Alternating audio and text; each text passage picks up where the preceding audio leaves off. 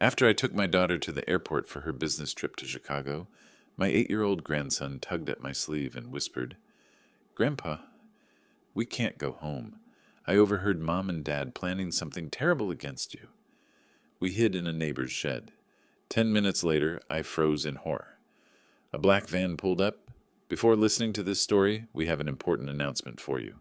Unfortunately, we are discontinuing this channel, and it will be deleted soon. If you want to continue listening to new stories, subscribe to our new channel, Cold Revenge. The link to it will be in the collaboration with this video, in the description of this video, and in the comments. Thank you for your attention. My name is Lawrence Wright. I'm 67 years old, and I live in Denver, Colorado, in a 3-story house on Fairfax Street that I bought back in 1988. Spent 35 years as a court stenographer before retiring 2 years ago.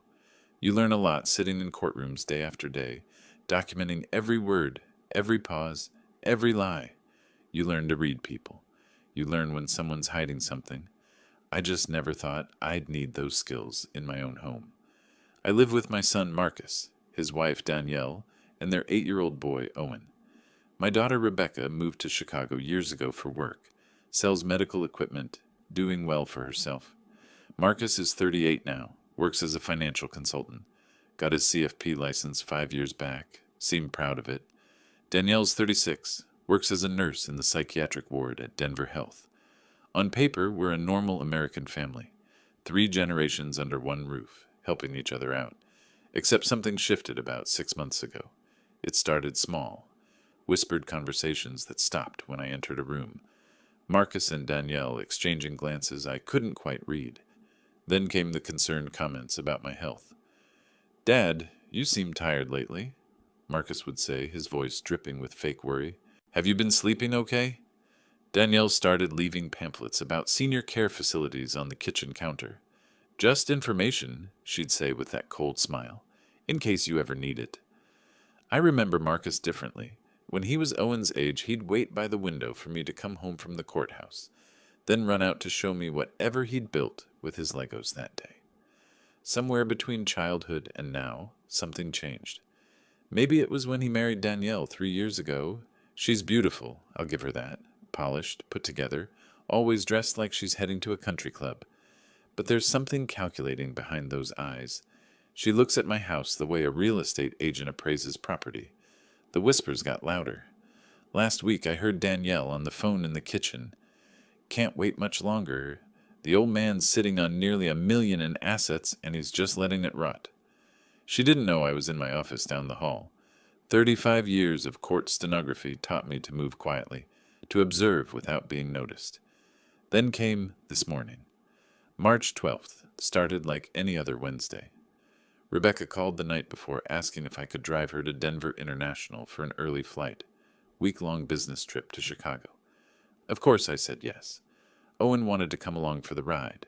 The kid loves airports, loves watching planes take off. We left at 6 in the morning. Rebecca hugged me goodbye at departures, told me to take care of myself. "Keep an eye on Marcus for me," I joked. She laughed, not knowing how serious I was. The drive back should have taken 45 minutes. Owen sat in the passenger seat, unusually quiet.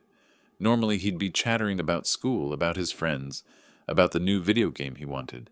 But this morning he just stared out the window, fidgeting with his seatbelt. We were about 20 minutes from home when he grabbed my sleeve. "Grandpa, we can't go home." I glanced at him, confused. "What do you mean, buddy?" His voice dropped to a whisper and his hand was shaking. "I heard Mom on the phone last night, after you went to bed. She was talking to Dad about special people coming today, at 3 o'clock, to take you away." My hands tightened on the steering wheel. "Owen, what exactly did you hear?" "She said," he swallowed hard, looking scared. "She said the neighbors saw you talking to yourself by the garage, that it's perfect proof, that the special people from the hospital will take you to a home for crazy people, and then you won't be able to stop them." Every instinct from 35 years in courtrooms kicked in. I've heard thousands of testimonies. I know when someone's lying, and I know when someone's telling the terrifying truth. Owen wasn't lying. His voice had that shaky quality of a child who's heard something he wasn't supposed to hear, something he doesn't fully understand but knows is wrong. What time is it now? I asked, keeping my voice steady. Owen checked my dashboard clock. 11:47. 3 hours and 13 minutes until 3 o'clock. My mind raced through possibilities. Marcus and Danielle thought I'd be gone longer. The airport trip usually takes 2 hours round trip, plus time for coffee, maybe lunch. They were counting on me walking into whatever trap they'd set. I pulled into a gas station, pretending to check my phone. Owen, I need you to trust me. Can you do that?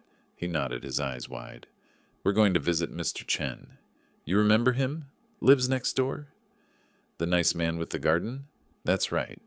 We're going to ask if we can sit in his shed for a little while, just until your mom gets home from work. Can you act natural when we talk to him? Owen nodded again, and I saw something in his face that broke my heart. Relief. Relief that his grandfather believed him. Relief that someone was finally going to do something. We drove to Fairfax Street, but I parked 2 houses down from mine next to Mr. Chen's place. He was outside tending his tomato plants, wearing his usual sun hat. "Lawrence!" he called out, waving. "Didn't expect to see you this early." I walked over, Owen trailing behind me. "Morning, David. Listen, I need to ask you a favor. Owen's mom is picking him up after work today around 6. Mind if we wait in your shed? I'm having some work done on the house, and it's going to get noisy." Mr. Chen's face showed confusion for just a second. He could probably see my house looked perfectly fine, but he's a good neighbor, doesn't ask too many questions. Sure, shed's open. Help yourself to the chairs in there." The shed had a small window facing my house, partially obscured by Mr. Chen's fence, but with a clear view of the driveway. I pulled up 2 lawn chairs. Owen sat next to me, still nervous. "Grandpa, what are we doing?" "We're going to see if you heard right," I said quietly. "And if you did? Well, your grandfather used to document evidence for a living. I know exactly what to do." At 2:47 p.m., I checked my watch, old habit from the courthouse. Owen tensed. "Grandpa, look." A black Ford Transit van was turning onto our street. As it got closer, I could read the white lettering on the side. Rocky Mountain Behavioral Health Services, a private psychiatric facility. My stomach dropped, but I kept my face neutral. I pulled out my phone and started taking photos. License plate, Colorado JKL 4729. Time, 2:47 p.m. Clear photos of the van, the logo, everything. The van pulled into my driveway. 2 men in white orderly uniforms got out, followed by a woman in business attire carrying a tablet. Then my front door opened, and Marcus stepped out. Danielle appeared behind him, still in her nurse's scrubs. I couldn't hear what they were saying, but I could read body language. Marcus was gesturing toward the house, checking his watch, looking frustrated. The woman with the tablet kept glancing at her phone. After about 10 minutes of conversation, all 3 people from the van looked increasingly uncomfortable. Marcus's face was getting red. I could see it even from here. Angry red, the color he turns when things don't go his way. Finally, the woman shook her head. The 2 orderlies got back in the van. Marcus threw his hands up in frustration. Danielle put a hand on his arm, said something that made him nod stiffly. The black van backed out of my driveway and disappeared down the street. Owen grabbed my hand. "Grandpa, I was right. I was right, wasn't I?" "Yes, buddy, you were absolutely right." We sat in that shed until 5:30 p.m. I took Owen to get ice cream, killed some time driving around Denver, then finally headed home around 6:45. When I pulled into the driveway, I could see Marcus and Danielle through the kitchen window. They both turned when they heard my car. I walked in through the front door like nothing was wrong. Owen went straight upstairs to his room. Smart kid, getting out of the line of fire. Danielle appeared in the hallway first, her face a mask of concern that didn't reach her eyes. "Where were you?" We were worried. Took Rebecca to the airport, then Owen and I grabbed lunch. Went for a drive. I set my keys on the hall table, meeting her gaze steadily. "Anything interesting happen here?" Marcus came out of the kitchen, his jaw tight. "We tried calling you." Phone was on silent. I was enjoying time with my grandson. I smiled, but there was no warmth in it. "Beautiful day for a drive. Very peaceful." "You should let us know when you're going to be gone for hours," Danielle said sharply. "At your age?" "At my age," I interrupted, my voice going cold. "I can take a drive without reporting to anyone. I'm 67, not 97, and I'm certainly not incompetent." The word hung in the air between us. Incompetent. The legal term for what they were trying to prove. Dad, we're just worried about you, Marcus started. Really? That's touching. I walked past them toward the stairs. I'm going to my office. Need to organize some files. I felt their eyes on my back as I climbed the stairs. In my office, I closed the door and pulled out my phone. The photos were clear. License plate, company name, timestamps. I downloaded them to my computer, backed them up to 3 different locations. Then I opened my desk drawer and pulled out something I hadn't used since retirement, my old Stenomask digital recorder. Court stenographers use them to capture every word in a courtroom, creating legally admissible transcripts. This particular model can record for 72 hours continuously, has a date and timestamp, and the files are encrypted with chain of custody protocols. I stared at it for a long moment. 35 years I spent in courtrooms, watching lawyers build cases word by word, watching criminals hang themselves with their own testimony. I knew how evidence worked. I knew what was admissible and what wasn't. I knew how to document a conspiracy. That night, lying in bed, I made my decision. I wasn't going to be a victim. I wasn't going to let my own son steal my life, my freedom, my dignity. They thought I was just some old man, too trusting or too senile to notice what they were doing. They were wrong.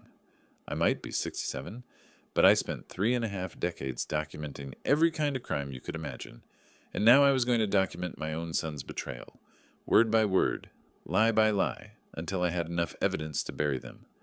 They wanted to play legal games. Fine. I wrote the playbook. The next morning, I woke up at 5:30 a.m., same as always. The house was quiet. Marcus and Danielle didn't surface before 7.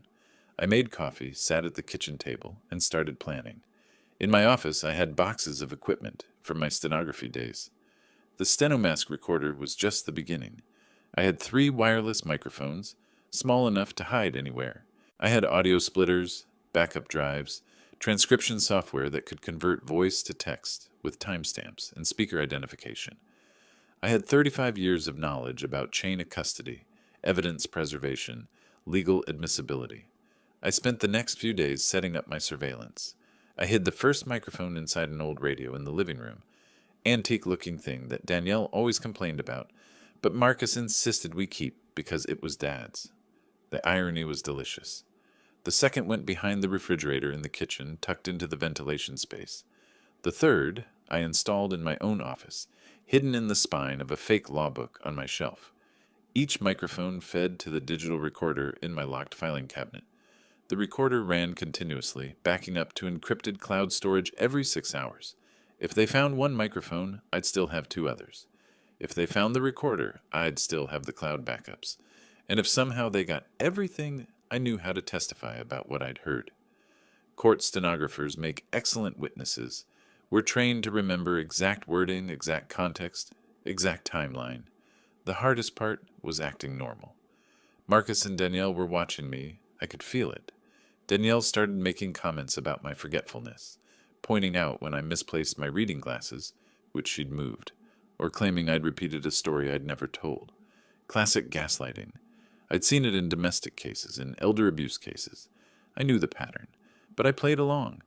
"You're right, honey," I'd say mildly. "Getting old, I guess." And I'd watch her exchange satisfied glances with Marcus. Owen was my anchor. The kid would come to my office after school and we'd play chess or work on puzzles. He never asked about that day in Mr. Chen's shed, but sometimes he'd look at me with worried eyes, and I'd ruffle his hair and tell him everything was going to be okay. I remembered teaching Marcus to play chess when he was Owen's age. We'd sit in this same office and he'd get so frustrated when I'd capture his pieces. "It's not fair, Dad. You know all the moves." I'd laugh and tell him that's why we practice, why we learn, why we pay attention. When did he stop paying attention to the right things? When did money become more important than family? I thought about the day he graduated from college. I was so proud, sitting in that auditorium, watching him walk across the stage. His mother, my late wife Sarah, she would have been crying with joy. We'd saved for years to make sure he could graduate debt-free, give him a good start. And this is what that good start turned into? A son who looked at his father and saw nothing but dollar signs. On the 5th night of recording, I hit gold. It was around 10 p.m. I was in my office, headphones on, listening to the day's recordings while transcribing them. Owen was asleep. I assumed Marcus and Danielle were in their bedroom, but the living room microphone picked up their voices. They must have come back downstairs. Danielle's voice, cold and calculating. The first attempt failed because he wasn't home. But Dr. Ramirez owes me a favor. He'll sign the incapacity documents. No questions asked. Marcus: and then what? We file for guardianship? Exactly. Once the court appoints us as guardians, we can access everything. The house, the retirement fund, the trust he set up for Owen. All of it. Your father won't be able to hire a lawyer if we freeze his accounts first. My hand froze on the transcription keyboard. They were laying out the entire plan, step by step, not knowing I was documenting every word. Marcus continued. I already filled out the home equity line of credit application at Wells Fargo, used his signature from his tax returns, scanned and printed. $85,000 should be enough to start. Danielle laughed. Perfect. By the time he figures out what's happening, he'll be in a facility and we'll have power of attorney. The old man's been sitting on nearly $1 million in assets, and he's doing nothing with it. We deserve this, Marcus. We've put up with him long enough. I sat back in my chair, the headphones still on, listening to my son and daughter-in-law plan to steal my life. The recording kept running. I kept typing, creating a transcript with timestamps, speaker identification, exact wording. This was admissible evidence. This was conspiracy to commit fraud. This was elder financial abuse. This was forgery. This was everything I needed. I remember Marcus at 16, getting his driver's license. I let him borrow my car for his first solo drive. He came back 3 hours late, the tank empty, and admitted he'd driven to Boulder to see a girl. I was furious, but I didn't punish him. I sat him down and talked about responsibility, about trust, about how freedom comes with accountability. He'd looked at me with those earnest teenage eyes and promised he'd be more responsible. Promised he understood. I should have punished him then. Maybe if I had, he'd understand there are consequences.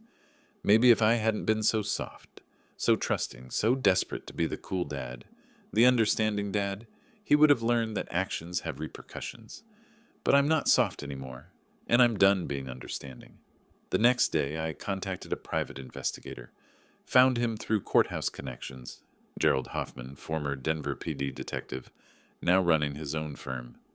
We met at Washington Park, two old guys on a bench feeding pigeons, looking like we were discussing the weather. I showed him the photos of the black van, played him portions of the recording on my phone through earbuds, told him about the forged bank documents Marcus had mentioned.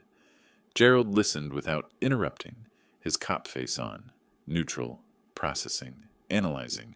When I finished, he let out a low whistle. Mr. Wright, this is serious. If they're forging bank documents and medical records, that's felony territory. But you're smart to document everything first. Give me a week. I'll dig into their finances. Check with Wells Fargo about that application. Verify this Dr. Ramirez connection. You keep recording. And Mr. Wright, he looked at me seriously, watch your back. If they figure out you know, they might accelerate their timeline. I nodded. I understood the risks. But I'd spent 35 years in courtrooms watching people underestimate the quiet ones, the patient ones, the ones who paid attention to details. Marcus and Danielle thought I was just a harmless old man, too trusting to notice, too weak to fight back. They were about to learn the most important lesson I never taught my son. Never underestimate someone who spent their entire career documenting other people's crimes. That night, I sat in my office looking at the photo of Sarah on my desk. She died 8 years ago, cancer. Before she passed, she made me promise to take care of Marcus, to make sure he turned out okay. I'm sorry, Sarah, I whispered to the photo. I don't think I kept that promise. But I'm going to make sure he learns something from this, even if it costs me everything. I pulled out a legal pad and started making notes. Lists of evidence, timeline of events, potential witnesses, legal statutes. My handwriting was still steady. My mind was still sharp. Whatever lies Danielle was spreading about my incompetence, whatever fake medical documents this Dr. Ramirez was preparing, I had the truth on my side. And in a courtroom, the truth, when properly documented, always wins. I just had to be patient, document everything, build an airtight case, And when the moment came, when they made their next move, I'd be ready. They wanted to put me in a facility? They wanted to steal my life's work, my home, my freedom? Fine, let them try. But they were playing chess with someone who'd been studying the board for 35 years, and I was already 10 moves ahead. The recording equipment hummed quietly in my filing cabinet, capturing every word, every plan, every piece of evidence I'd need. Owen was safe upstairs, probably dreaming about airplanes and video games, not knowing his grandfather was waging a war to protect both their futures. Marcus and Danielle were in their bedroom, probably congratulating themselves on their clever plan, counting money they didn't have yet. And I was here, in my office, surrounded by decades of legal knowledge and the tools to use it, preparing for a battle they didn't even know had started. Let the games begin. The recording equipment ran continuously for the next 5 days.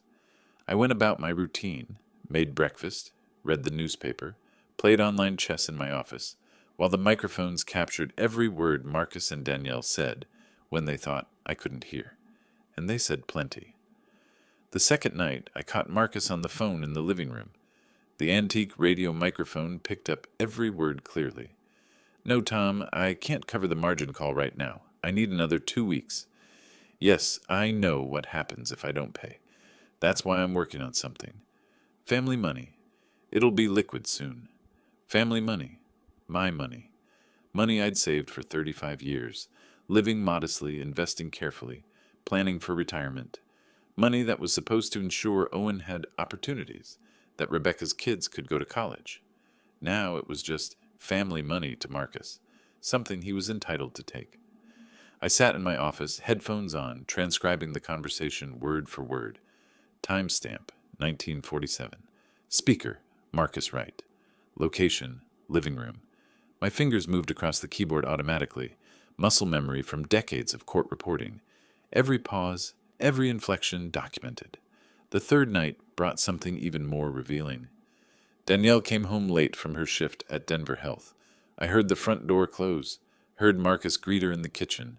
"How'd it go?" he asked. "Perfect." Danielle's voice had that satisfied tone I'd learned to recognize, the one that meant she'd gotten what she wanted. I had lunch with Dr. Ramirez, reminded him about that little incident last year with the patient complaint I made disappear. He's very grateful. Said he'll sign whatever documentation we need. And the psychiatric hold? M1 emergency mental health hold. It's a 72-hour involuntary commitment. We just need to demonstrate he's a danger to himself or others. I already filed 2 incident reports at the hospital. Claimed you told me he's been talking to himself, forgetting to eat, showing signs of paranoid delusions. Once Carlos signs off on the evaluation, Rocky Mountain Behavioral will pick him up within hours. Marcus laughed. My father, talking to himself in the garage. That's rich. Mr. Chen actually did see him out there, Danielle said. Lawrence was probably just thinking out loud, but the neighbor mentioned it to me when I took out the trash. Perfect timing. It corroborates our story. I was thinking out loud. I'd been mentally working through a chess problem while organizing my vintage stenography machines. Apparently that was now evidence of dementia. The irony was almost funny. Almost. What about the money? Danielle continued. Have you secured the credit line? Filed the application yesterday. Used his signature from his tax return, scanned it, cleaned it up in Photoshop, printed it on the bank forms. $85,000 should buy us enough time to stop the margin calls and keep my license clean. I stopped typing, replayed that section, listened again to make sure I'd heard correctly. He'd forged my signature on bank documents for $85,000. That wasn't just unethical. That was forgery, bank fraud, criminal impersonation, each one a felony under Colorado law. My son was committing felonies to steal from me. I saved the recording, backed it up to 3 different cloud accounts, then created a detailed transcript with timestamps. The evidence was mounting. But I needed more. I needed to understand the full scope of their plan. Needed documentation that would stand up in court. Needed proof that would be undeniable. The 4th night, I got it. They were in their bedroom, but their voices carried through the heating vents. The microphone in my office picked up everything. Once we have guardianship, Marcus said, we control everything. The house, his retirement accounts, the trust fund he set up for Owen. We sell this place, pocket the profit, move to Cherry Creek like you wanted. What about your father? Rocky Mountain has long-term care facilities. We place him there, visit once a month to maintain appearances. Maybe bring Owen sometimes so it looks like we're caring family members. His voice was casual, like he was discussing where to eat dinner. The old man could live another 20 years, but that doesn't matter. Once he's declared incompetent, we have full control. And Rebecca? She's in Chicago. By the time she figures out what happened, it'll be done. We'll tell her dad's condition deteriorated rapidly, that we had to make difficult decisions. She'll believe us. She always does. Danielle laughed. I almost feel bad. He's been so trusting. He's been naive, Marcus corrected. Sitting on nearly $1 million in assets and doing nothing with it. We're actually doing him a favor, putting that money to work instead of letting it rot in some retirement account. I sat motionless in my office chair, the headphones pressing against my ears. This was my son, the boy I'd raised, taught to ride a bike, helped with homework, sent to college debt-free. The man who stood up at his wedding 3 years ago and thanked me for being the best father anyone could ask for. And he was planning to institutionalize me and steal everything I'd worked for my entire life. The recording continued. They discussed timelines, logistics, potential obstacles. Danielle worried about Rebecca asking questions. Marcus reassured her that they'd have legal guardianship by then. Rebecca wouldn't be able to do anything, even if she wanted to. I listened to all of it, documented all of it, time-stamped every word. When they finally went to sleep around midnight, I sat in my office and stared at the screen. Hours of recordings, pages of transcripts, irrefutable evidence of conspiracy, fraud, and elder abuse. But evidence alone wasn't enough. I needed a strategy. I needed professionals who knew how to weaponize this information within the legal system. I needed help. The next morning, I told Marcus and Danielle I was going for a walk in Washington Park. It was plausible. I'd been taking walks there for years, usually an hour or two, sometimes longer. They barely looked up from their breakfast. Don't overexert yourself, Dad, Marcus said, not even making eye contact. Maybe stick to the paved paths. We wouldn't want you to fall. Right, wouldn't want me to fall before you've stolen everything.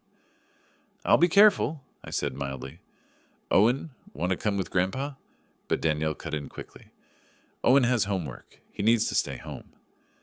The boy looked disappointed but didn't argue. I ruffled his hair and left. Washington Park was 15 minutes away. I'd arranged to meet Gerald Hoffman at 10 a.m. near the lake. He'd given me specific instructions. Bench near the boathouse. I'll be feeding the ducks. Approach naturally, sit down, we'll look like two old guys chatting. I found him exactly where he said he'd be. Gray-haired, fit for his mid-50s, wearing jeans and a Colorado Rockies cap. He had a bag of breadcrumbs and was tossing them to a small crowd of mallards. Mr. Wright, he said as I sat down, not looking at me. Nice morning for a walk. That's what I told my son. The one planning to steal your life? Now he glanced at me, his expression neutral, but his eyes sharp. Cop eyes. I recognized them from 35 years in courtrooms. Tell me what you have. I pulled out my phone, showed him the photos of the black van from that first afternoon. License plate clearly visible. Company name. Timestamp. Then I played him a 2-minute clip of the conversation I'd recorded 3 nights ago. Danielle discussing Dr. Ramirez and the M1 hold. Marcus describing the forged bank documents. Gerald listened without interrupting, his face expressionless. When the clip ended, he let out a low whistle. Mr. Wright, this is serious. We're talking multiple felonies.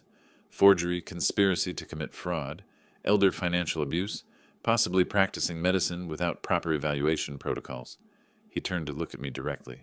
You're smart to document everything. But we need more. I need to verify the bank fraud, confirm the application exists, and that the signature is forged. I need to track down these medical forms Danielle mentioned. And we need to identify this Dr. Ramirez, establish the quid pro quo she referenced. How long will that take? Give me a week. I have contacts at Wells Fargo, and I know people at Denver Health who owe me favors. The medical board takes fraud seriously. If your daughter-in-law is falsifying documents, they'll want to know. He stood up, tossed the last of the breadcrumbs to the ducks. Keep recording. Keep documenting. Don't let them know you suspect anything. Can you do that? I've been doing it for 5 days. Good. One more thing. Watch your back. If they figure out you know, they might accelerate their timeline. Stay alert. He walked away, hands in his pockets. Just another retiree enjoying the park. I sat on that bench for another 20 minutes, watching the ducks, thinking through next steps. Gerald would handle the investigation, but I needed legal protection. I needed someone who understood elder law, asset protection, guardianship statutes. I needed a lawyer who specialized in exactly what Marcus and Danielle were trying to do to me, and I knew exactly where to find one. A week later, I sat in an office on the 28th floor of a downtown Denver high-rise, looking out over the city while Patricia Chen reviewed the evidence I'd brought. She was younger than I expected, late 40s, sharp-featured, dressed in a charcoal suit that probably cost more than my monthly pension. Her office was minimalist: glass desk, leather chairs, a wall of law books that looked well used. A plaque on her desk read, "Patricia Chen, partner, Morrison & Chen, LLP, Elder Law and Estate Protection." I'd found her through courthouse connections, made some calls to retired judges I knew, asked who handled elder financial abuse cases. Her name came up 3 times. She set down the transcript I'd printed, 47 pages covering the last week of recordings, and looked at me with something between respect and concern. "Mr. Wright, you've documented a textbook case of elder financial exploitation. Conspiracy, forgery, fraud, abuse of medical authority. But we need to act strategically." She pulled out a legal pad, started making notes. "First priority, independent psychiatric evaluation. We need a forensic psychiatrist to assess your cognitive function, create an official record that contradicts any claims your son and daughter-in-law might make. To prove I'm not incompetent, to prove you're completely competent, we need documentation so thorough that no court would even consider a guardianship petition. I'm thinking Dr. Martin Foster, he's a forensic psychiatrist, works with the court's unimpeachable reputation. His evaluations are comprehensive. MMSE testing, cognitive assessments, full psychiatric workup." I nodded. "What else?" "Second, we restructure your assets immediately. Create a new irrevocable living trust that removes your son and daughter-in-law from any position of authority. We'll name your daughter, Rebecca, as trustee, along with myself as co-trustee. That protects your house, your retirement funds, everything. Even if they somehow got guardianship, which they won't, they wouldn't be able to touch the assets." "How quickly can we do that?" "I can have the documents drawn up within 3 days. We'll need a notary, video documentation of the signing to prove competency, witnesses. It'll be ironclad." She tapped her pen against the legal pad. "Third, we notify Wells Fargo about the forged credit line application. That triggers a fraud investigation, freezes the application, and creates a paper trail we can use later." "Later?" Patricia looked at me steadily. "Mr. Wright, what your son and daughter-in-law are doing isn't just unethical, it's criminal. The question is, how far do you want to take this?" I thought about Marcus discussing long-term care facilities, about Danielle laughing while describing how trusting I'd been, about Owen, caught in the middle of parents who saw their own child's grandfather as nothing more than a source of money. "As far as it needs to go," I said quietly. "They tried to steal my freedom. They forged documents, planned to institutionalize me, conspired to take everything I've worked for. If there are legal consequences for that, they've earned them." She nodded, unsurprised. "Then we document everything, build an airtight case, and when they make their next move, because they will make another move, we'll be ready. But Mr. Wright, you need to understand something. If we go forward with this, there's no going back. Your relationship with your son will be destroyed. It's already destroyed. I'm just the only one who knows it yet." Patricia made more notes, then pulled out a business card and slid it across the desk. "This is Dr. Foster's office. Call today. Tell his assistant I referred you. Mention it's urgent. He'll fit you in within the week. After the evaluation, come back here and we'll execute the trust documents." I took the card, stood up to leave. "Mr. Wright," Patricia's voice stopped me at the door. "For what it's worth, I've handled dozens of these cases. Family members stealing from elderly parents, forging documents, manipulating the system. You're doing something most victims never do, fighting back. Your son has no idea what he's up against." I smiled, but there was no warmth in it. He's about to learn. The evaluation with Dr. Foster took place the following Tuesday. His office was in a medical building near downtown, sterile and professional. He was in his early 60s, gray beard, wire-rimmed glasses, the kind of doctor who actually listened when you talked. The assessment lasted 3 hours. Memory tests, cognitive puzzles, detailed questions about my life history, my work, my family situation. He asked me to draw a clock, remember a list of words, solve math problems. He asked about my sleep, my mood, whether I'd experienced any confusion or disorientation. I answered everything honestly, performed every test to the best of my ability. At the end, Dr. Foster reviewed his notes and looked at me over his glasses. "Mr. Wright, I'm going to be direct with you. Your cognitive function is excellent. MMSE score of 30 out of 30. Perfect. Your memory is sharp. Your reasoning is clear. Your judgment is sound. You show absolutely no signs of dementia, psychosis, paranoia, or any other condition that would suggest incompetency. Can you put that in a report? I'll have a comprehensive evaluation ready in 2 days. 12 pages, fully documented with test results and clinical observations. It'll make very clear that you are fully capable of managing your own affairs." What if someone claims otherwise? Then they'd have to provide evidence that contradicts my findings. And given the thoroughness of this evaluation, that would be extremely difficult. He leaned back in his chair. "Ms. Chen briefed me on your situation. I've seen cases like this before. Family members trying to manipulate the system for financial gain. Your documentation and this evaluation will make their efforts very difficult to succeed." I left his office with a strange feeling in my chest. Not quite hope, but something close to it. For the first time since Owen's warning in the car, I felt like I wasn't just reacting to what Marcus and Danielle were doing. I was building something, a defense, a counterattack, a trap. 3 days later, I was back in Patricia Chen's office, this time with a notary present and a video camera recording. Rebecca had flown in from Chicago. I'd called her, told her I needed to update some estate documents, kept it vague. She didn't know about Marcus's plans. Better that way for now. The new irrevocable living trust was 40 pages long. It named Rebecca and Patricia as co-trustees. It protected the house at 3847 Fairfax Street, valued at $425,000. It protected my retirement accounts, totaling $340,000. It protected the education trust I'd established for Owen and Rebecca's children, another $180,000, nearly $1 million, completely beyond Marcus and Danielle's reach. I signed every page. The notary witnessed, stamped, recorded. The video camera documented my clear state of mind, my understanding of what I was signing, my voluntary consent. When it was done, Rebecca hugged me. "Dad, are you okay? You seem stressed."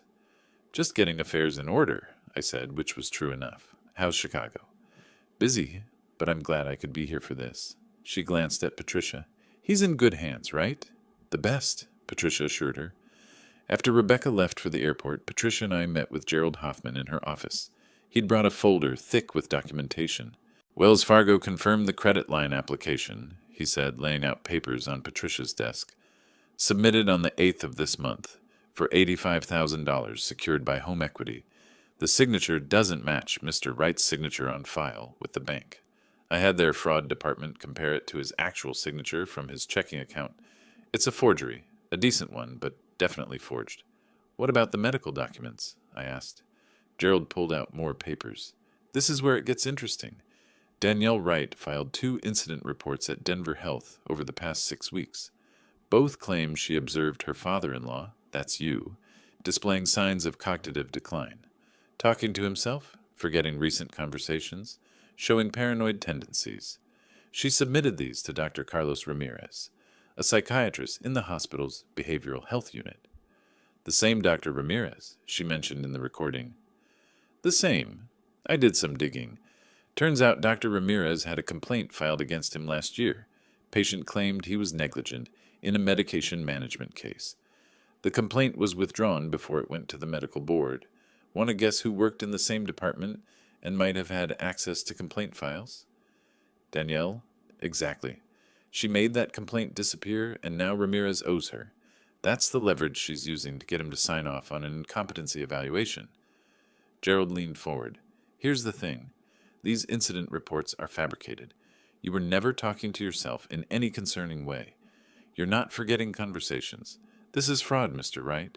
Medical document fraud, which in Colorado is a Class 5 felony. Patricia was making notes rapidly. And Rocky Mountain Behavioral Health? They have a contract with Denver Health. Danielle has professional relationships there. She's referred patients before. When she and Marcus were ready to move, she'd have Ramirez sign the M1 emergency hold documents. Then Rocky Mountain would execute the pickup within hours. By the time anyone questioned it, Mr. Wright would already be institutionalized for the mandatory 72-hour hold. I sat back, processing it all. The scheme was more elaborate than I'd realized, more calculated. They'd been planning this for months, laying groundwork, creating false documentation, leveraging professional relationships. So what do we do? I asked. Patricia looked at Gerald, then at me. We wait. We continue documenting. We have the psychiatric evaluation proving competency. We have the trust protecting assets. We have evidence of fraud. But we need them to make one more move. We need them to actually attempt the involuntary commitment. You want to use me as bait?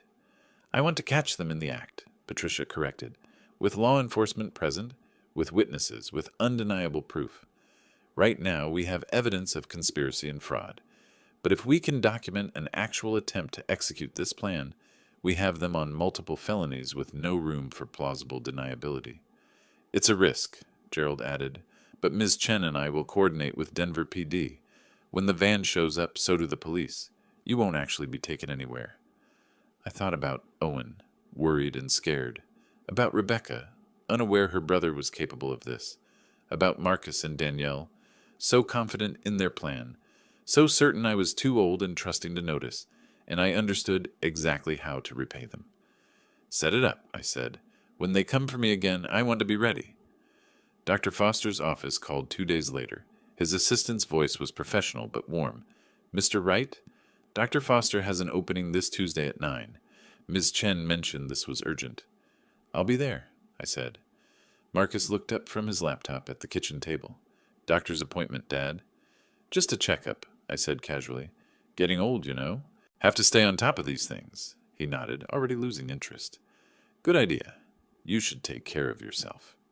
Right, T, because you're so concerned about my well-being. That Tuesday morning, I drove to Dr. Foster's office in a medical building near downtown Denver. The waiting room was quiet, decorated in calming blues and grays. Magazines I'd never read, generic landscape paintings on the walls. I signed in, filled out forms, waited. Dr. Foster himself came to get me. Early 60s, gray beard, neatly trimmed, wire-rimmed glasses that gave him a scholarly look. He shook my hand firmly. Mr. Wright, please, come in. His office was more personal than the waiting room. Books everywhere, medical texts, psychology journals, a few novels, a window overlooking downtown, comfortable chairs instead of examination tables. Ms. Chen briefed me on your situation, he said, settling into his chair and pulling out a legal pad. I understand you need a comprehensive cognitive evaluation. I need documentation proving I'm not incompetent, I said directly. My son and daughter-in-law are planning to have me declared mentally unfit to steal my assets. They've already falsified medical documents claiming I have dementia and paranoid tendencies. Dr. Foster's expression didn't change, but I saw something in his eyes. A flash of anger, maybe disgust.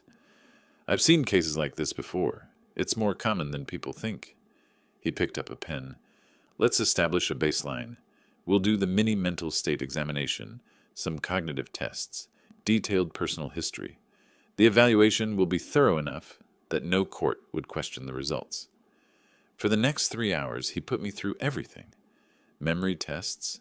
He'd give me a list of words, have me repeat them immediately, then again 15 minutes later. I remembered all of them. Math problems, pattern recognition, drawing exercises. He asked me to draw a clock showing 3:15. Easy. He asked about my work history, my daily routine, whether I experienced any confusion or disorientation.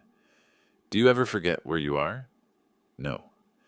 Have conversations you don't remember having? Never. Any difficulty managing your finances, medications, daily tasks? I manage everything myself. I balance my checkbook to the penny every month. I cook my own meals.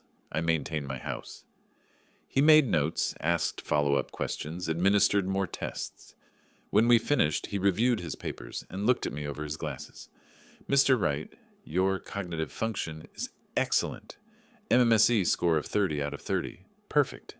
Your memory is sharp, your reasoning clear, your judgment sound." He tapped his pen against the notepad. "You show absolutely no signs of dementia, psychosis, paranoia, or any condition suggesting incompetency. I'll have a comprehensive report ready in 48 hours. 12 pages, fully documented with test results and clinical observations. What if someone tries to claim otherwise? Then they'd need evidence contradicting my findings. Given the thoroughness of this evaluation, that would be extremely difficult." He leaned forward slightly. "Mr. Wright, people who try to manipulate the system for financial gain rely on their victims being isolated and undefended. You've built yourself a very strong defense." I left his office feeling something I hadn't felt in weeks: confidence. Not just in my own capabilities, but in the plan Patricia and Gerald were helping me execute. We were building a wall they couldn't climb over, dig under, or break through. The following week, Patricia had all the trust documents ready. I met her at her office on a Thursday afternoon. This time, Rebecca was flying in from Chicago. I'd called her, told her I wanted to update my estate planning, kept it vague enough that she didn't ask too many questions. When she arrived, I hugged her tight. "How's work?" "Exhausting, but good." She studied my face. "Dad, are you okay? You sounded stressed on the phone." "Just being responsible, making sure everything's in order." We went into Patricia's conference room. A notary was already there, along with a video camera on a tripod. Patricia laid out the documents, 40 pages of legal language that boiled down to one simple fact. I was protecting everything I'd worked for. "This is an irrevocable living trust," Patricia explained to both of us. "It names Rebecca and myself as co-trustees. All assets transfer into the trust. The house at Fairfax Street, valued at $425,000, your retirement accounts totaling $340,000, and the education fund for Owen and Rebecca's children, another $180,000. Rebecca's eyes widened. "Dad, that's nearly $1 million? "That I worked 35 years to save," I said, "and I want to make sure it's protected." We went through every page. I signed. The notary witnessed and stamped. The camera recorded everything. Patricia asked me questions on camera. Did I understand what I was signing? Was I doing this voluntarily? Did I have any questions about the documents? "I understand perfectly," I told the camera. "I'm of sound mind, and I'm choosing to protect my assets through this trust. No one is forcing me or manipulating me." When it was done, Rebecca hugged me again. "I'm glad you're doing this, Dad. But why now?" "Because I'm getting older, honey, and I want to make sure everything's handled properly if something happens to me." She didn't need to know about Marcus. Not yet. That conversation would come soon enough, but today wasn't the day. After she left for the airport, Patricia and I sat in her office with Gerald, who'd arrived while we were signing documents. "The trust is ironclad," Patricia said. "Even if they somehow convinced a court to appoint them guardians, which won't happen, they couldn't touch the assets. The trustees are Rebecca and myself. Marcus has no authority." Gerald pulled out his folder. "Wells Fargo confirmed the credit application. I met with their fraud department yesterday. The signature doesn't match Wright's signature on file. They're freezing the application and filing a report with law enforcement." "What happens next?" I asked. "We wait for them to make their next move," Patricia said. "Based on the recordings, they'll try the involuntary commitment again. When they do, we'll be ready.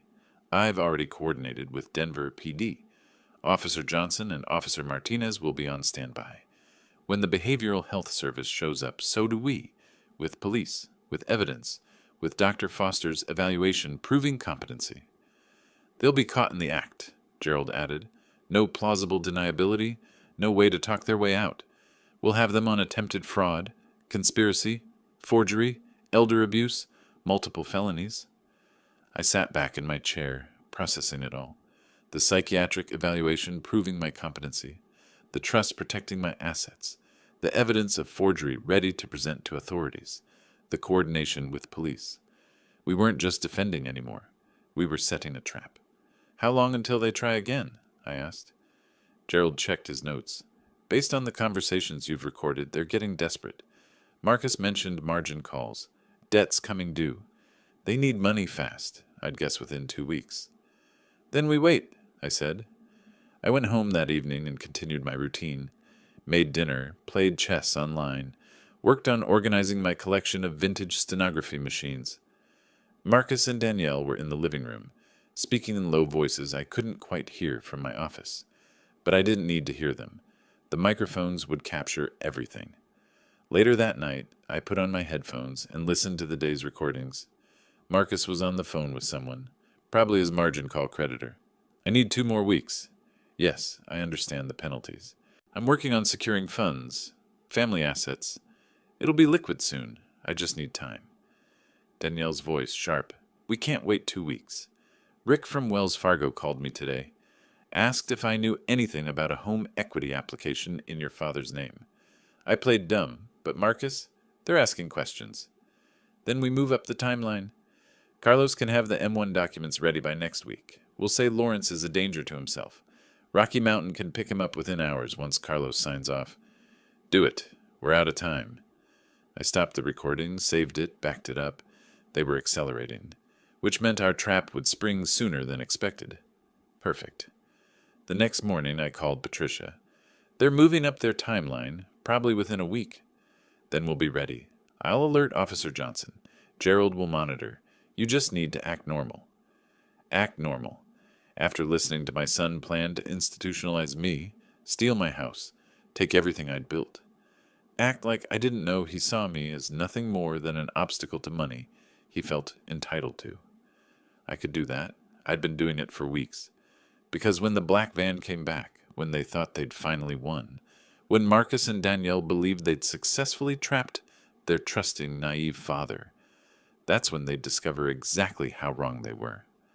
5 days later, at 2:20 in the afternoon, I was in my office when I heard it, the low rumble of a diesel engine.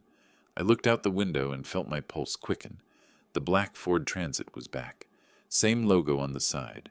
Rocky Mountain Behavioral Health Services.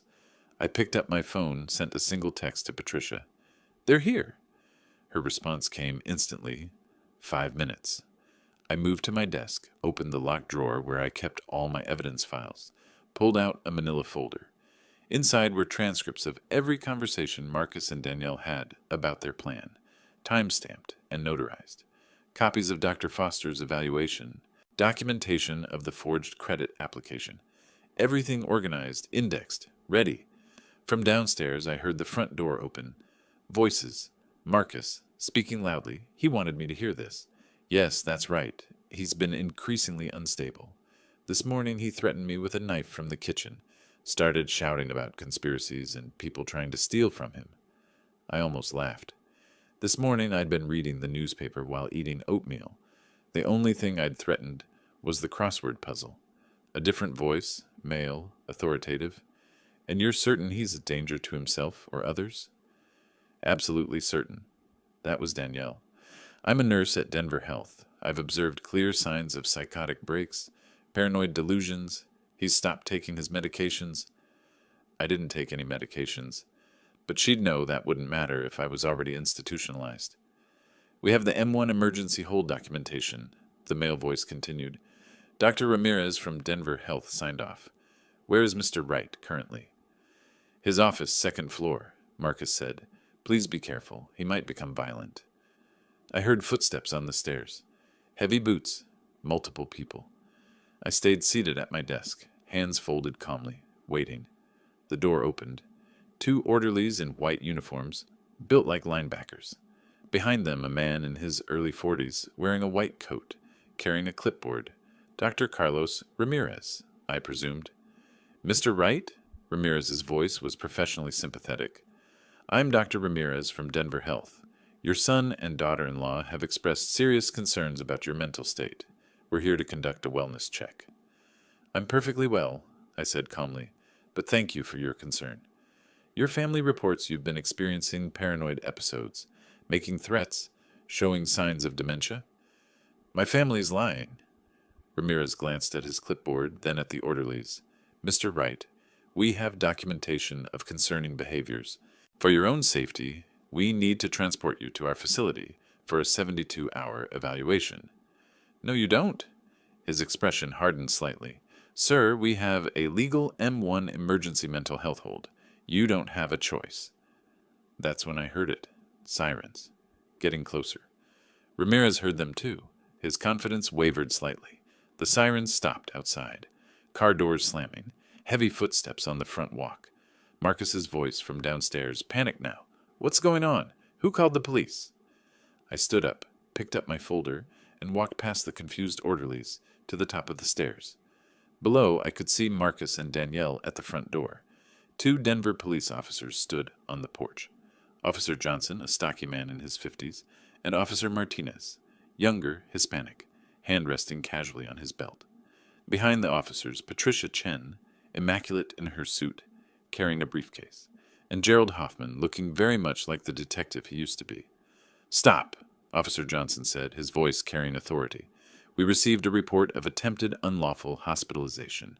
Nobody moves until we sort this out. Marcus's face, I wish I'd had a camera. The color drained like someone had opened a tap. His mouth worked, but no sound came out. Next to him, Danielle had gone rigid, her eyes darting between the police and the van, and Patricia. I descended the stairs slowly, folder in hand, meeting Marcus's eyes. He looked at me like he'd seen a ghost. Dr. Ramirez, Officer Johnson called up. What's the basis for this M1 hold? Ramirez came to the top of the stairs, clipboard still in hand, trying to maintain professional composure. I have medical documentation indicating Mr. Wright is experiencing cognitive decline and poses a danger to himself and others. Is that so? Patricia's voice was ice. She opened her briefcase, pulled out a thick folder. Because I have a 12-page psychiatric evaluation from Dr. Martin Foster, forensic psychiatrist, dated 1 week ago. MMSE score of 30 out of 30. Complete cognitive function. No signs of dementia, psychosis, or paranoia whatsoever. The evaluation was comprehensive and video documented. Ramirez's face went pale. I was provided with incident reports from Denver Health. Falsified incident reports, Patricia interrupted. She pulled out more documents. We have evidence that Danielle Wright, a nurse at Denver Health, fabricated documentation claiming her father-in-law displayed concerning symptoms. Documentation she filed with you, Dr. Ramirez, leveraging a professional relationship. That's not, Danielle started. We also have recordings, I said quietly, and everyone looked at me. Conversations recorded in my own home where you both discussed your plan in detail. Dr. Ramirez signing documents because Danielle helped cover up a patient complaint last year. The forged credit application Marcus submitted to Wells Fargo for $85,000, using my signature. Your plan to institutionalize me and take control of my assets. Marcus found his voice, but it came out strangled. Dad, you don't understand. I understand perfectly. I opened my folder, handed documents to Officer Martinez. These are transcribed recordings, time-stamped and notarized, legally admissible. You discussed every detail. The forged documents, the fake medical reports, the plan to block my bank accounts before I could hire a lawyer. You planned this for months. Danielle's face had transformed from pale to bright red. You were spying on us, in our own home. My home, I corrected, that I own, where you live as guests. And yes, I documented your conspiracy to commit fraud. Officer Johnson was reading through the transcripts, his expression growing darker. He looked at Marcus and Danielle. Marcus Wright, Danielle Wright, I need you both to step outside. This is insane, Marcus's voice cracked. We were trying to help him. He's not well. He seems perfectly well to me, Officer Martinez said dryly. He looked at Patricia. Ma'am, what else do you have? Patricia pulled out more documents like a magician with an endless handkerchief. Evidence of bank fraud. Wells Fargo has confirmed the home equity application was submitted with a forged signature. We have the original incident reports from Denver Health showing falsified medical observations. We have proof that Rocky Mountain Behavioral Health Services has a contract with Denver Health, and that Danielle Wright used her professional position to facilitate this entire scheme. Dr. Ramirez was backing toward the stairs. I need to go. Doctor, you need to stay, Officer Johnson said firmly. You signed M1 hold documents without conducting an actual evaluation. That's a violation of medical ethics at minimum.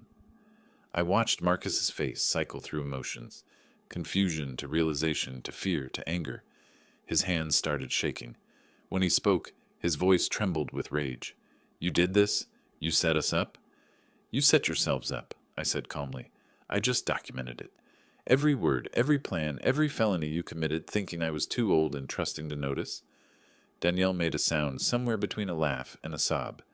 "We were doing this for the family. The money was just sitting there. Useless. You're too old to need it." "The money is mine," I said, voice cold now. "That I earned, that I saved, that I protected with a new irrevocable living trust 1 week ago. Trustees, my daughter Rebecca and attorney Patricia Chen. You have no claim to any of it." Marcus lunged toward me, but Officer Martinez stepped between us. "Sir, don't make this worse." "Worse?" Marcus's voice rose to a shout. "How could it be worse? You're destroying us. I'm your son."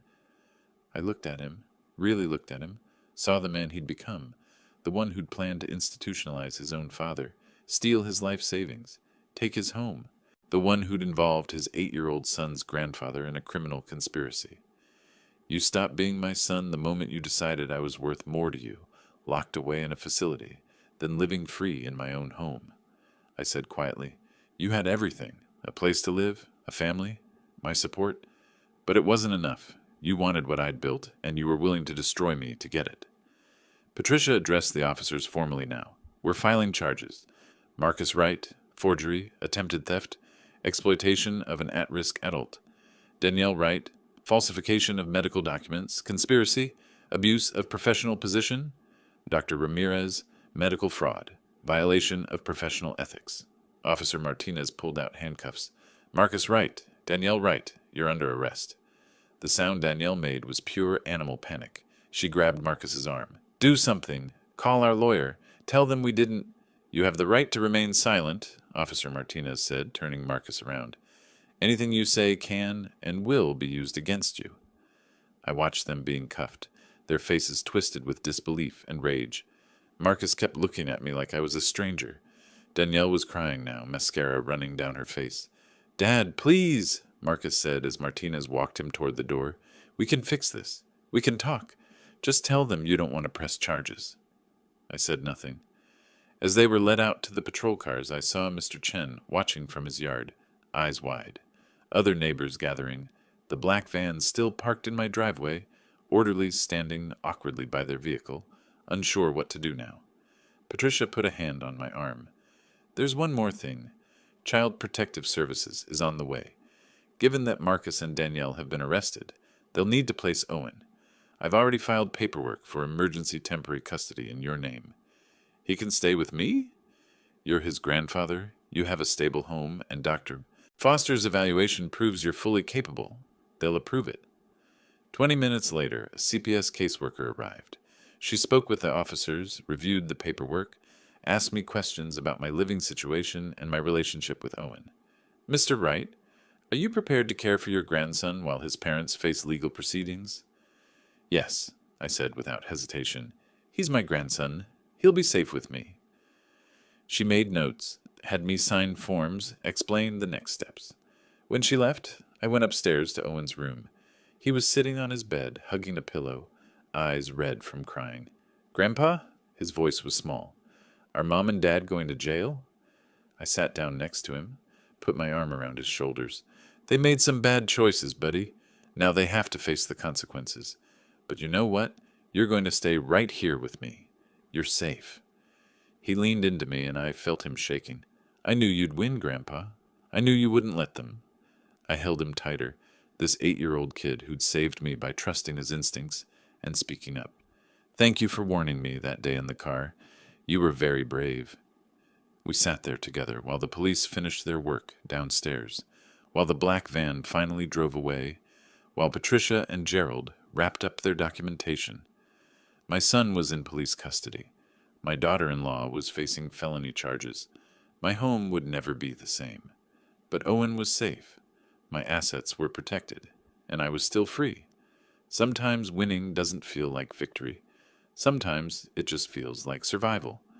But I'd take it. The next few days passed in a blur of paperwork and phone calls. Patricia wasted no time filing formal complaints. with every regulatory body that had jurisdiction over Marcus and Danielle's professional lives. 2 weeks after the arrests, I sat in Patricia's office while she worked through the list. Colorado Medical Board received the complaint about Danielle on Monday. They're taking it seriously. Falsifying medical documents is one of the few things that gets an immediate investigation. I also filed with FINRA regarding Marcus's CFP license. FINRA? I asked. Financial Industry Regulatory Authority. They oversee financial advisors. When a CFP holder commits fraud, especially against a family member, they tend to act quickly. His license is already suspended pending investigation. Gerald Hoffman leaned against Patricia's desk, arms crossed. The Denver DA's office is moving forward with criminal charges. Prosecutor assigned to the case is Stephanie Moore. She's good, doesn't mess around with white-collar crime. What are we looking at? I asked. Patricia pulled out a legal pad covered in notes. Criminal impersonation, Class 5 felony. Forgery, Class 5 felony. Theft by deception, Class 4 felony. Conspiracy to commit fraud, Class 4 felony. And the big one, exploitation of an at-risk adult, Class 3 felony. Combined, Marcus and Danielle are facing serious time if convicted. Will they go to trial? Depends on if they can afford a decent lawyer, Gerald said. Right now, their bank accounts are frozen as part of the fraud investigation. The $85,000 credit line was never dispersed. Wells Fargo caught it in time, so they don't have access to any substantial funds. I thought about Marcus, who'd always driven a new car, always dressed in expensive suits, always projected success. Now he couldn't even hire his own attorney. Good, I said quietly. Patricia glanced at me. Mr. Wright, I need to prepare you for something. When this goes to court, it's going to be difficult. You'll be testifying against your own son. The defense will paint you as vindictive, cruel, unforgiving. They'll try to make Marcus and Danielle look like desperate parents who made a mistake. They weren't desperate parents. They were criminals who saw their child's grandfather as an obstacle to money. I know that, but a courtroom can be unpredictable. You need to be ready for Marcus to say things that will hurt, to claim you were a bad father, that he was justified in his actions, whatever story his lawyer tells him to tell. I nodded slowly. I can handle it. The first court appearance came 3 weeks after the arrests. Patricia drove me to Arapahoe County Courthouse, a modern building in downtown Denver. We went through security, took the elevator to the 3rd floor, found the correct courtroom. Inside, the room was smaller than I expected. Wood paneling, fluorescent lights, rows of benches like church pews.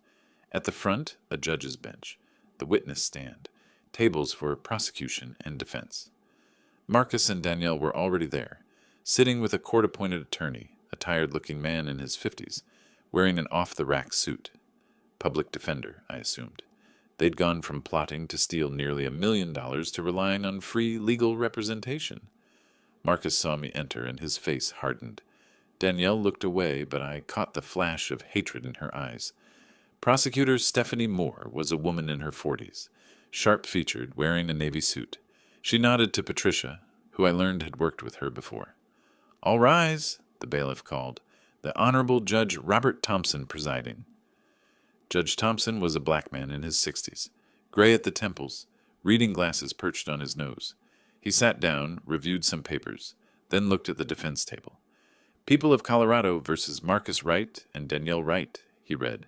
"Criminal impersonation, forgery, theft by deception, conspiracy to commit fraud, exploitation of an at-risk adult. Mr. Walsh," he addressed the public defender, "how do your clients plead?" Ryan Walsh stood. "Not guilty on all counts, Your Honor." Not guilty. Of course they'd plead not guilty. Even with recordings of their conversations, even with forged documents, even with my testimony.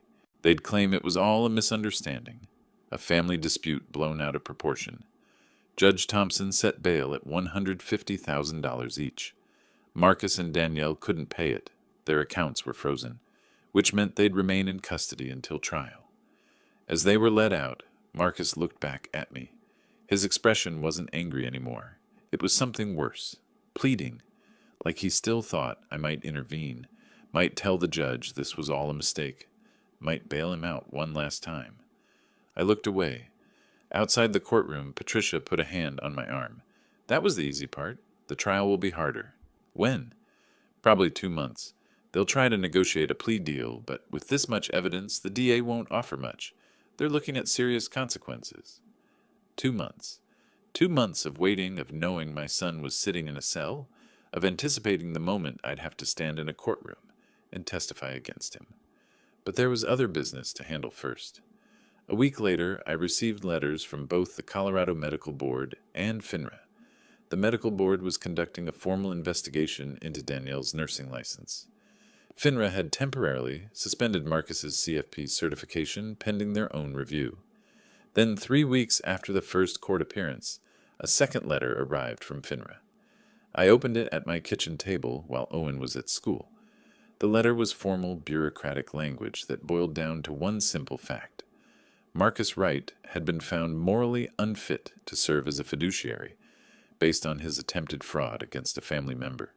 His certified financial planner license was permanently revoked. He would never work as a financial advisor again. I sat there holding the letter, thinking about all the years Marcus had worked toward that certification. The studying, the exams, the professional development, gone. All of it gone because he decided stealing from his father was easier than earning money, honestly. Owen came home from school that afternoon and found me in my office, organizing paperwork. He'd been quieter since the arrest, more withdrawn. The school counselor said it was normal.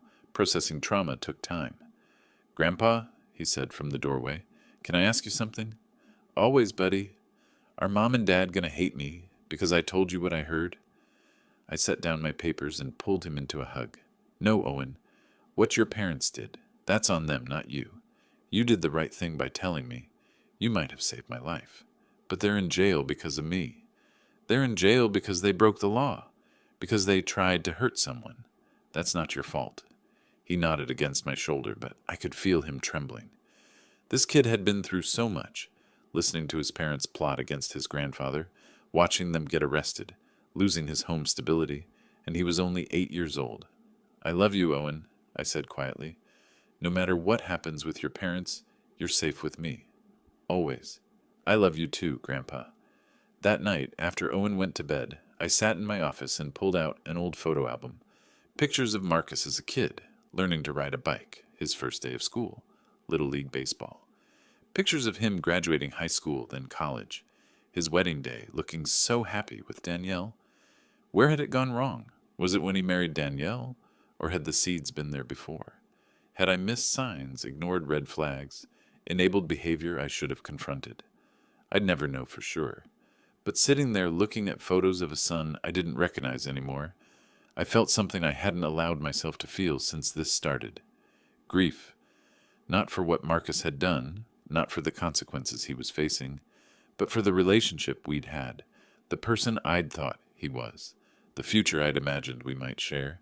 That was gone now, dead and buried beneath lies, greed, and betrayal. I closed the photo album and put it back on the shelf.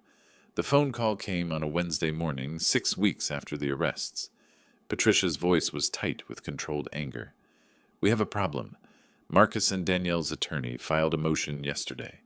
They're claiming the recordings you made are inadmissible because Colorado is a two-party consent state for recording conversations."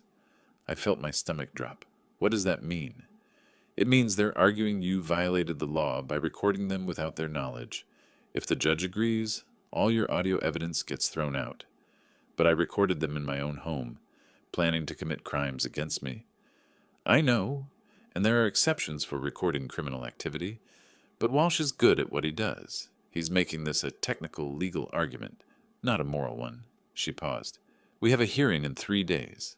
I need you to be prepared to testify about why you installed the recording equipment, what you were trying to protect against, the whole timeline." The hearing was held in a smaller courtroom, just the lawyers, the judge, and me.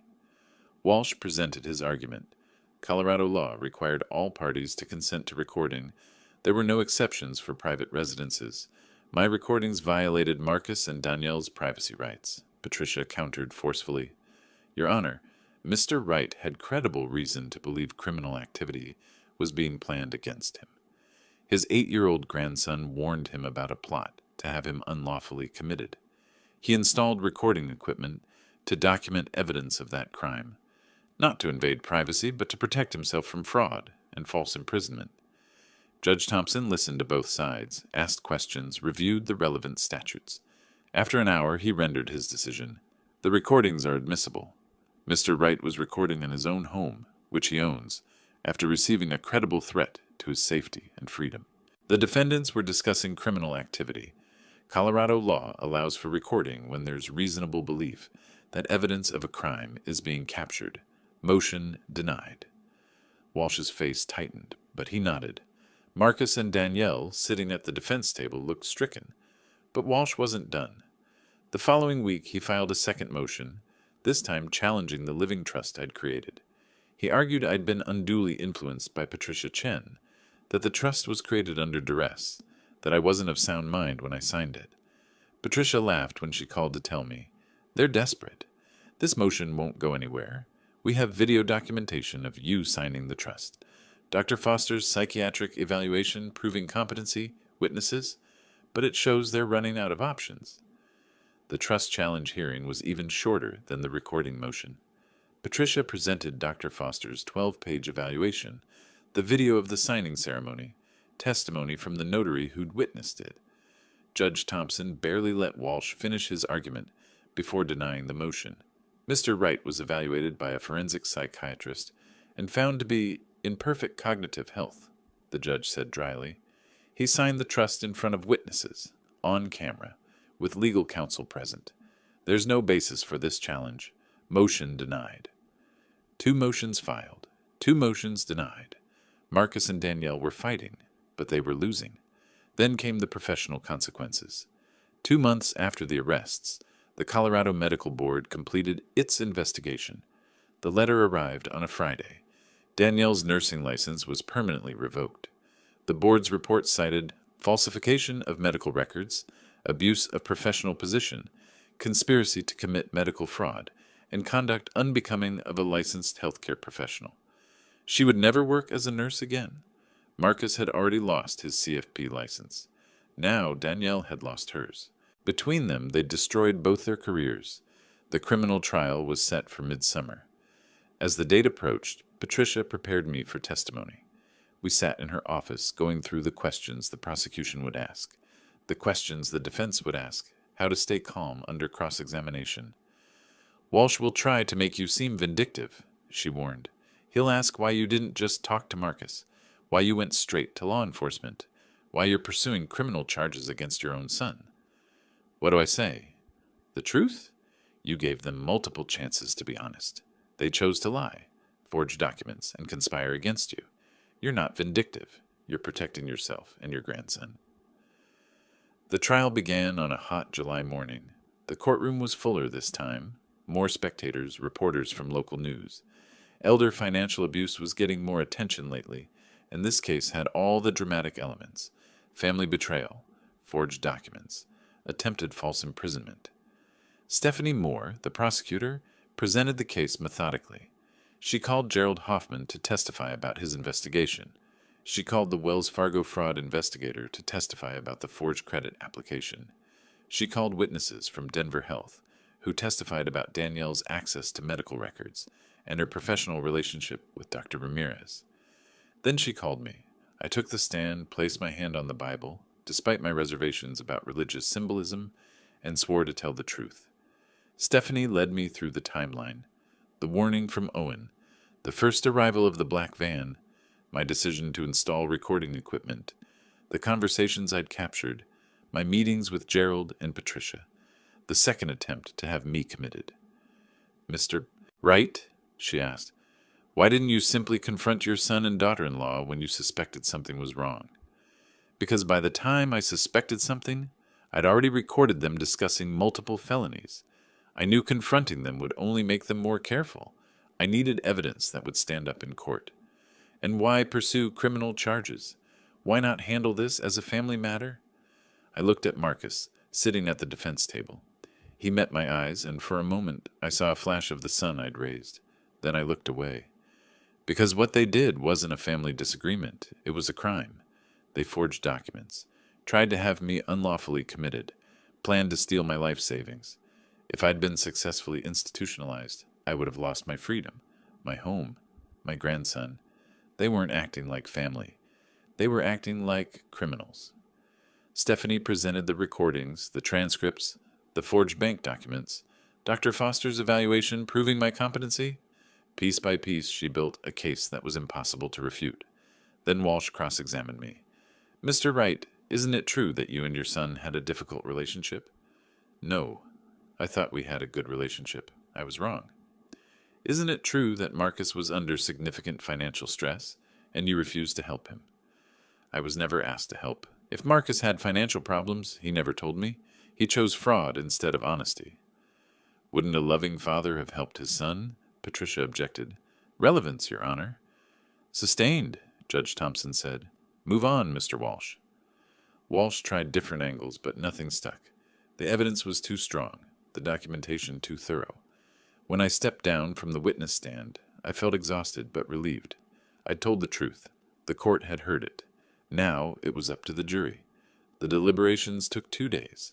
On a Wednesday afternoon in late July, the jury returned with their verdict. Guilty on all counts. Marcus closed his eyes. Danielle started crying.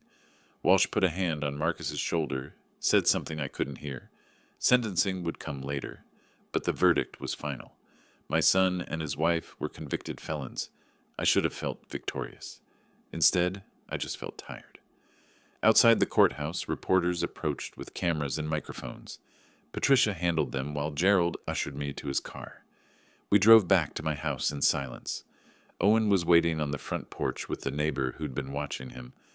When he saw my face, he ran down to meet me. "Grandpa, what happened?" "It's over, buddy.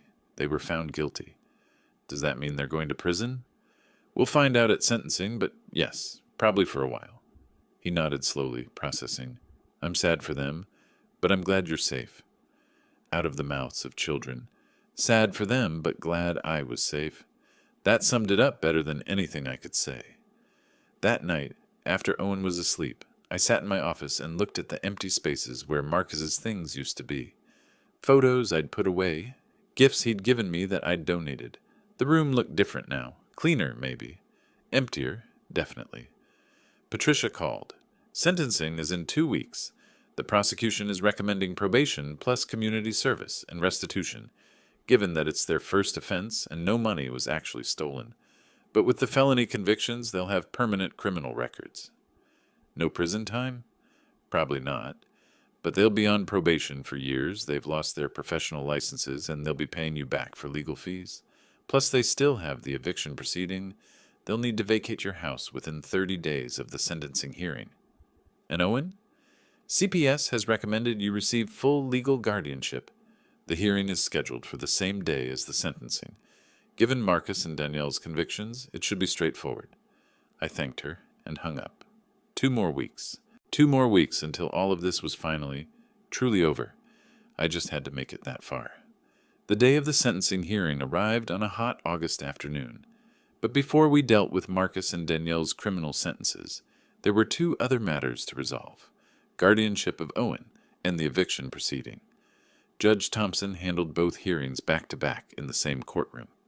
I arrived early with Patricia and Owen. The boy wore his best clothes, khakis and a button-down shirt, and held my hand tightly as we walked through the courthouse doors. He'd been nervous all morning, asking questions about what would happen, whether he'd have to talk, whether he'd see his parents. "You'll see them," I told him honestly, "but you don't have to talk to them if you don't want to." Inside the courtroom, Marcus and Danielle were already seated with Ryan Walsh. They'd been released on their own recognizance after the guilty verdict, pending sentencing. Marcus looked thinner, older. Prison time, even just a few weeks awaiting trial, had worn him down. Danielle's hair was pulled back severely, no makeup, wearing a plain dress. They both looked diminished somehow, smaller than they'd seemed when this started. When they saw Owen, Danielle's face crumpled. She started to rise from her seat, but Walsh put a hand on her arm, shook his head. Owen pressed closer to me. "All rise." Judge Thompson entered, took his seat, reviewed his papers. "We have 2 matters before the court today.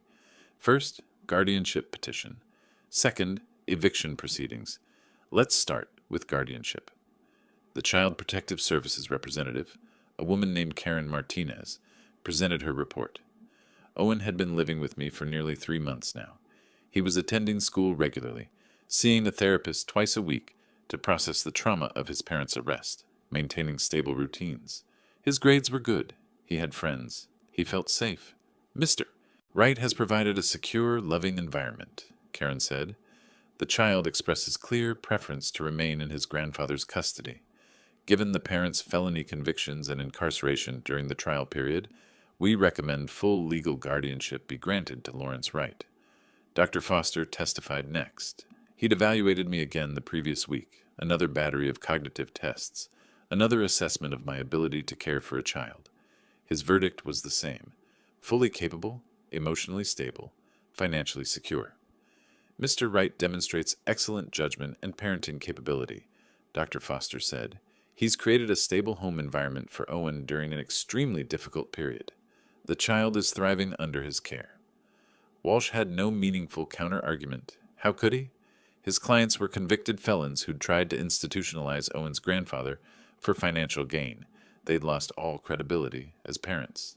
Judge Thompson didn't deliberate long. Guardianship petition granted. Lawrence Wright is awarded full legal guardianship of Owen Wright until the child reaches majority, or until such time as the court determines the parents have rehabilitated sufficiently to resume custody.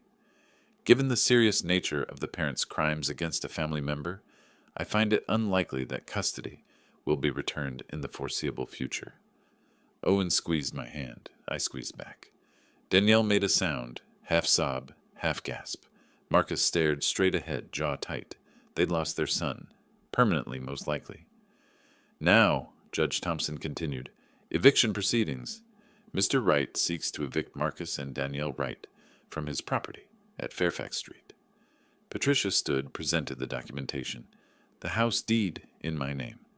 The fact that Marcus and Danielle had been living there as guests, not tenants. No lease, no rent payments. My right as property owner to revoke that permission, especially given their criminal conduct against me. Walsh tried to argue. Your Honor, my clients have nowhere to go. They have no income. Their professional licenses are revoked. They can't afford housing. They should have considered that before committing multiple felonies against Mr. Wright, Judge Thompson said dryly. Property ownership is clear. The residents have been convicted of serious crimes against the property owner. Eviction granted. The defendants have 30 days to vacate the premises. Marcus exploded. He shot to his feet, face red. This is insane. Dad, you can't do this. We're your family. I met his eyes across the courtroom. You stopped being my family when you tried to steal my life. We were desperate. I was in debt. I needed help. You needed to ask for help. Instead, you chose fraud. You chose to have me committed. You chose to forge documents and plan to institutionalize me. My voice was steady, cold. You made your choices, Marcus. Now you face the consequences. Your Honor? Walsh tried to intervene, but Judge Thompson had heard enough. Mr. Wright, sit down. The court has rendered its decision. 30 days to vacate. If you're not out by then, the sheriff will remove you forcibly. Marcus collapsed back into his seat. Danielle was crying openly now, mascara running down her face. The bailiff called a 10-minute recess before the sentencing hearing. Owen and I went into the hallway. He looked up at me with worried eyes. Grandpa, are they going to go to jail? Probably not jail. Probation, most likely. Community service. They'll have to pay fines. And they can never live with us again? Not in my house. That's not your home anymore, buddy. Your home is with me. He nodded slowly, processing. I'm glad. I feel safer with you. That broke something in my chest. An 8-year-old boy, relieved to be away from his own parents. What had they become, that their own child feared them? When we returned to the courtroom, Judge Thompson was ready for sentencing. Marcus Wright, Danielle Wright, please rise. They stood. Marcus's hands were shaking. Danielle couldn't stop crying. The court has reviewed the pre-sentencing reports, the nature of your crimes, the impact on the victim. These were serious offenses. Forgery, fraud, exploitation of a vulnerable adult, conspiracy. You targeted your own father for financial gain. You attempted to have him unlawfully institutionalized. You involved medical professionals in your scheme. You showed no remorse until you were caught. Judge Thompson paused, letting that sink in. However, the court also notes these are your first offenses. No money was actually stolen, though not for lack of trying. The victim, Mr. Wright, has indicated he doesn't seek incarceration, only justice and restitution. I'd told Patricia I didn't want Marcus and Danielle in prison. Probation was enough. I wanted them to face consequences, but I didn't want to destroy them completely. Maybe that made me weak, or maybe it made me the bigger person. I honestly didn't know anymore. Marcus Wright, you are hereby sentenced to 4 years supervised probation, 500 hours community service, and restitution to Mr. Wright in the amount of $12,000 to cover his legal fees. You will also carry a permanent felony record. Marcus nodded, jaw clenched. Danielle Wright, you are hereby sentenced to 3 years supervised probation, 400 hours community service, and restitution to Mr. Wright in the amount of $8,000. Your nursing license has been permanently revoked by the Colorado Medical Board. You will also carry a permanent felony record. Danielle's crying intensified. Additionally, Judge Thompson said, you are both prohibited from any contact with Owen Wright, except through court-supervised visitation, should you petition for such, and should the court grant it. You are prohibited from entering Mr. Wright's property. You have 30 days to vacate. This court is adjourned. The gavel fell. It was over. Marcus and Danielle were led out by the bailiff to complete their processing. They'd be released that evening, then would have to report to their probation officers within 48 hours. Outside the courthouse, reporters waited with cameras. Patricia handled them while Gerald ushered Owen and me to his car. We drove home in silence, all of us exhausted. That night, after Owen was asleep, I sat in my office and let myself feel everything I'd been holding back: relief, sadness, anger, grief, victory and loss all tangled together in a knot I couldn't untangle. I'd won. I'd protected myself and Owen. I'd achieved justice, but I'd lost my son in the process. The phone rang, Rebecca, calling from Chicago. I'd kept her updated throughout the trial, though she still struggled to believe her brother had done these things. Dad, I saw the news. It's really over? It's over. I have guardianship of Owen. Marcus and Danielle have 30 days to leave. I still can't believe Marcus did this. I keep thinking there must be some explanation, some reason. There is a reason. Greed. Desperation. The belief that he deserved what I'd earned. Take your pick. She was quiet for a moment. How's Owen? Dealing with it. He's strong, but he's also 8. This will affect him for a long time. And you? How are you? I looked around my office, at the space where Marcus's photos used to be, at Owen's backpack in the corner, his homework spread on my desk, at the life I'd built from the ruins of the one I'd had. I'm surviving, I said. That's all I can do. The eviction day came at the end of August. I'd expected drama, but Marcus and Danielle arrived at 8 in the morning with a rental truck and moved out quietly. The county sheriff stood by to supervise, but there were no incidents. I watched from the living room window as they loaded boxes, furniture, bags of clothes, everything they'd accumulated over the years of living in my house. Danielle cried the whole time, but Marcus worked mechanically, face blank. Owen stood next to me, watching his parents pack up their lives. Where will they go? He asked. I don't know.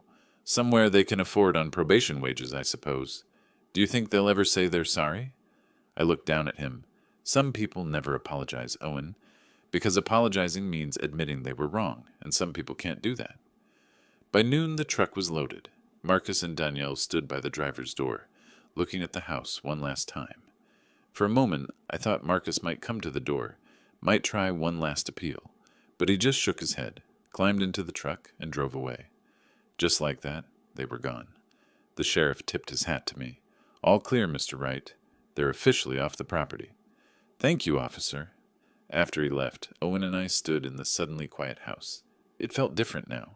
Emptier, but also cleaner, like something toxic had been removed and we could finally breathe. Want to help me make lunch? I asked Owen. Can we have grilled cheese? We can have whatever you want, buddy. A week later, the final piece of legal business concluded. Dr. Carlos Ramirez lost his medical license for 2 years and paid a $25,000 fine to the Colorado Medical Board. Rocky Mountain Behavioral Health Services terminated their contract with Denver Health and issued a public apology for their role in the attempted unlawful commitment. The scandal made local news.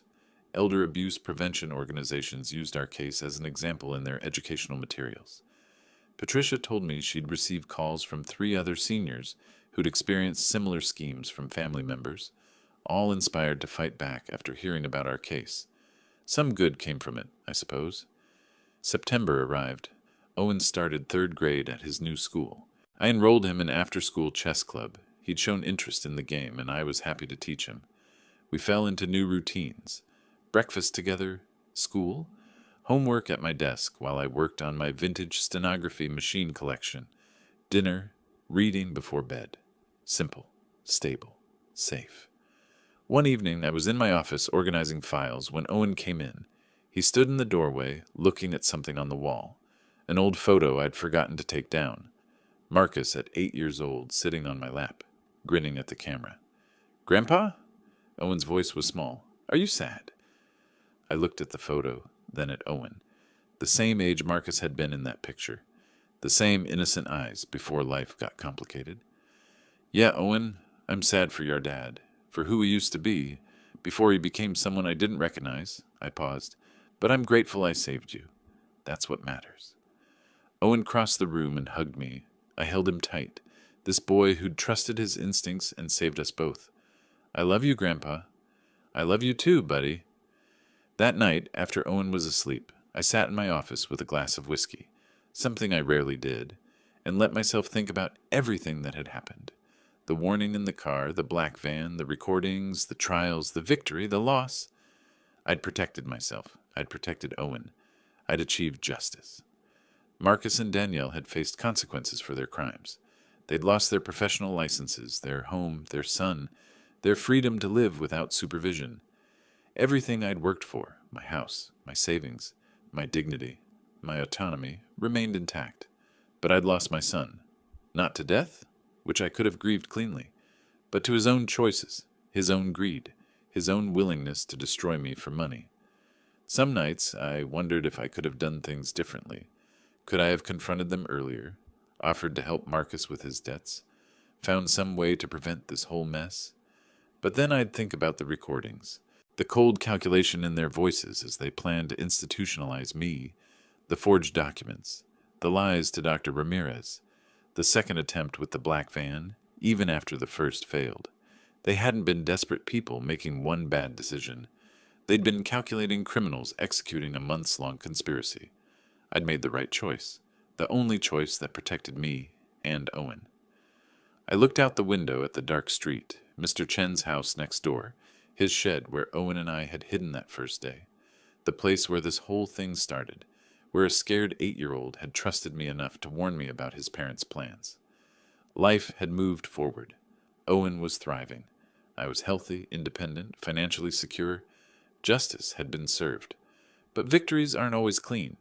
Sometimes winning means losing something else. Sometimes you save yourself, but can't save everyone.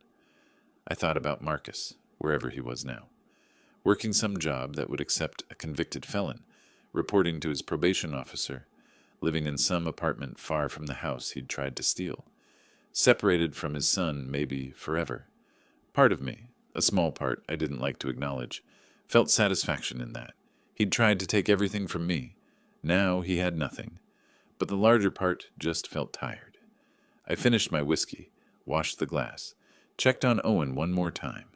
He was asleep, curled around his favorite stuffed dinosaur, breathing steadily. Safe, protected, home. I'd made the right choice. I'd survived. And if that meant losing my son to save myself and my grandson, well, some wars can't be won without casualties. Some relationships can't be saved, only ended. I'd chosen survival over sentiment, justice over family loyalty, protection over forgiveness, and I'd do it again, every single time. The house settled around me, quiet and peaceful. Outside, Denver slept. Tomorrow, Owen would go to school. I'd work on my collection, maybe play some online chess, make dinner. Normal life, continuing forward. The black van was just a memory now. The conspiracy, defeated. The threats, neutralized. I was free. Owen was safe. We had a future. That was enough. It had to be. If you like this story, subscribe to our new channel, Cold Revenge, as this one will soon cease to exist. You can find a link to the new channel in the collaboration section of this video, in the description, or in the comments. Subscribe so you don't lose us and can continue listening to interesting stories about revenge. Thank you for your